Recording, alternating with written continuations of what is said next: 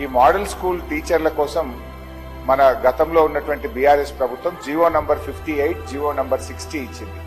వాళ్ళు ఎందుకంటే old pension scheme లో లేరు, ఈ సిపిఎస్ స్కీమ్ కింద ఒకవేళ వాళ్ళు చనిపోతే గ్రాట్యుటీ ఇవ్వాలని చెప్పి ఆనాడు బీఆర్ఎస్ ప్రభుత్వం నిర్ణయం తీసుకుంది. ఇప్పటి వరకు 42 మంది మోడల్ స్కూల్ టీచర్లు చనిపోయారు. వారికి గ్రాట్యుటీ ఎప్పటిలోగా చెల్లిస్తారు, చెల్లించకపోతే తక్షణమే చెల్లించాలని కోరుతా ఉన్న ఒకటి. రెండవది అధ్యక్ష, మోడల్ స్కూల్ టీచర్లు ఎవరైనా చనిపోతే వాళ్ళ పిల్లలకు కంపాషనేట్ అపాయింట్మెంట్ జరగడం లేదు.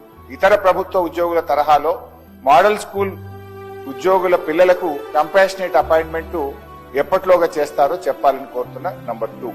నంబర్ 3 అధ్యక్ష, ప్రభుత్వ ఉద్యోగులందరికీ 1వ తారీఖు వేతనం ఇస్తామని చెప్పారు. మోడల్ స్కూల్ ఉద్యోగులకు 010 కింద దయచేసి 1వ తేదీ వేతనం ఇవ్వాలని కోరుతున్నాం.